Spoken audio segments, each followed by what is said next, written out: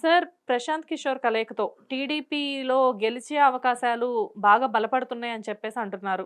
So, గెలిచే అవకాశాలు చాలా ఎక్కువగా ఉన్నాయంటారా ఆయన కలయికతో? ప్రశాంత్ కిషోర్ వచ్చినా, ఏ కిషోర్ వచ్చినా తెలుగుదేశం గెలవడం ఖాయం. ఓకే. ప్రశాంత్ కిషోర్ వచ్చినంత మాత్రాన ఏమవుతది? అంటే ఆయన చెప్తారు కదా సార్ సజెషన్స్ అన్నీ గూడా ఇలా ఉండాలి, ఇలా మాట్లాడాలి, ఇలా చేయాలి, ఇది అది అని చెప్పేసి. ప్రశాంత్ కిషోర్ వయసెంత? ఏమో సార్ ఆయన వయసు నాకు తెలీదు. 35, 40 ఉంటది. 45 సంవత్సరాలు కేవలం రాజకీయ జీవితం గడిపినటువంటి నాయకుడు మా నాయకుడు. హ్మ్.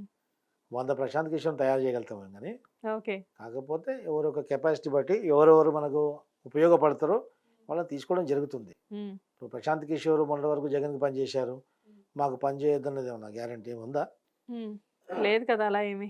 ఇప్పుడు బయట ఓలా, ఊబర్ అని క్యాబ్‌లుంటాయి. కిరాయికి నడిచేదే కదా! They work for the payment only. Yes. ఒక క్యాబ్ మన శత్రువు ఎక్కిపోయిన క్యాబ్‌లో మళ్ళీ నేను ఆ క్యాబ్ ఎక్కనంటే ఎట్లుంటది?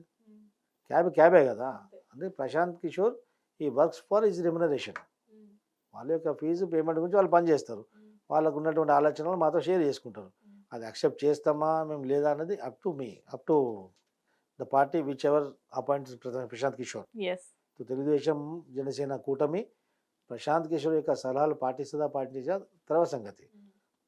సో ఒక stuff we will collect one stuff. కాకపోతే చాలా రాజకీయ పార్టీలు అతన్ని కొంచెం సెంటిమెంట్‌గా కూడా ఫీల్ అవుతున్నాయని చెప్పేసి బయట టాక్ నడుస్తుంది సార్. సెంటిమెంట్ ఏముంటదమ్మా? హ్మ్. సెంటిమెంట్ ఏముంటది చెప్పండి? ప్రశాంత్ కిషోర్‌తో కలయిక పెట్టుకుంటే ఖచ్చితంగా ఆ పార్టీ విన్ అవుతుంది అని చెప్పేసి అంటున్నారు. మళ్ళీ మా చిచ్చా పెట్టుకుండు కదా కేసీఆర్. కేసీఆర్ పెట్టుకుని బోర్లా పడి కాలు కూడా ఇరిగిపోయింది. మరి ఏమైంది? మీ ఫ్రెండ్ గురించి నాకు తెలీదు సార్. ఇప్పుడు కేసీఆర్‌కి మొత్తం ఏమైంది మరి రివర్స్ అయింది కదా! ఇప్పుడు లక్ వికన్ ఏముండదు. హ్మ్. ప్రజలకు ఎవరు సేవ చేస్తారో ప్రజలకు, ప్రజల యొక్క ప్రాణాలకు, ప్రజల యొక్క మానాలకు, ప్రజల ఆస్తులకు ఎవరు ఒక కస్టోడియన్‌గా, ఒక గ్యారంటీగా ఉంటారో వాళ్ళను ప్రజలు ఎన్నుకుంటారు. ఓకే.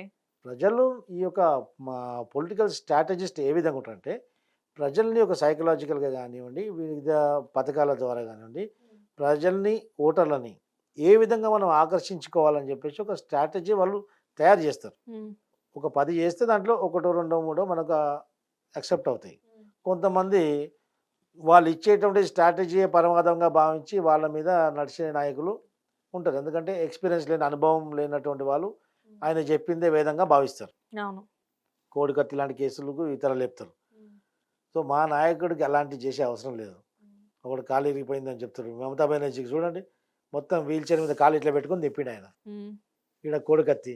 సో అలాంటి కార్యక్రమాలు తెలుగుదేశం పార్టీకి అవసరం లేదు. మేము చేయబోము కూడా. ఓకే. సో అలాంటి కార్యక్రమాలు కొందరు చేస్తారు. స్ట్రాటజిస్ట్ పైన కంప్లీట్లీ డిపెండ్ అవుతే వాళ్ళు చెప్పిందే మనం చేయవలసి వస్తుంది. Okay.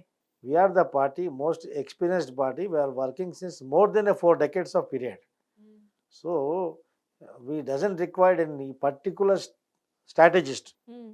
So we are collecting the stuff from the different strategists. Prashant Kishor లాంటి వాళ్ళు 100 మంది మా దగ్గర ఉన్నారు. హ్మ్. ప్రశాంత్ కిషోర్ ఫేమస్ కాబట్టి, ప్రశాంత్ కిషోర్ మీడియాలో ఫోకస్ అయ్యి ఉన్నాడు కాబట్టి, ప్రశాంత్ కిషోర్ మా నాయకుడి దగ్గరికి వస్తే అదొక చర్చనీయాంశంగా జరిగింది. ప్రశాంత్ కిషోర్ కంటే కూడా సామర్థ్యత కలిగినటువంటి వారు మా పార్టీలో ఉన్నారు.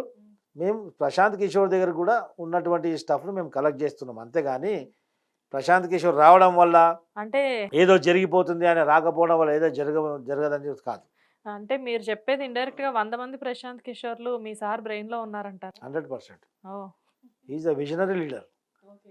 చంద్రబాబు నాయుడు గారు ఒక విజనరీ లీడర్. ఆ రోజు ఐటీకి పెద్దపీట ఇయ్యకపోతే ఈరోజు అమెరికాలో కలిసిన 10 మందిలో 4 తెలుగు వాళ్ళు ఉంటారు. ఓకే. దట్టు ఆంధ్రప్రదేశ్ నుంచి, హైదరాబాద్ నుంచి. హ్మ్. అది నిజం కాదా? నిజమే సార్.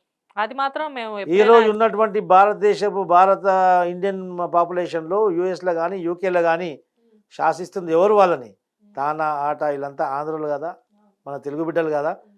ఈ తెలుగు పిల్లలకు మంచి రెమ్యునరేషన్ సంపాదించే అవకాశం ఎవరు కనిపించారు? చంద్రబాబు నాయుడు కదా. హ్మ్. ఆ రోజు ఐటీ అంటే అంటారు ఏంది పిచ్చోడు, చెట్టల్లో గుట్టలలో పోయి అన్ని కడుతున్నాడు, అందరు పిచ్చోళ్ళు అనుకున్నారు. అందరు యాక్సెప్ట్ చేయలేదు. ప్రతిపక్షాలు నవ్వేశారు ఆయన పైన. కానీ భవిష్యత్తు దృష్టిలో పెట్టుకుని ఆయన చేసిన నిర్ణయాలు, ఆయన తీసుకున్నటువంటి కార్యక్రమాలు ఈరోజు ఎంతమంది కుటుంబాలని అప్లిఫ్ట్ చేశాయి. హ్మ్. ఈరోజు కరీంనగర్ నుంచి, వరంగల్ నుంచి, ఖమ్మం నుంచి అనేకమైనటువంటి జిల్లాల నుంచి హ్మ్.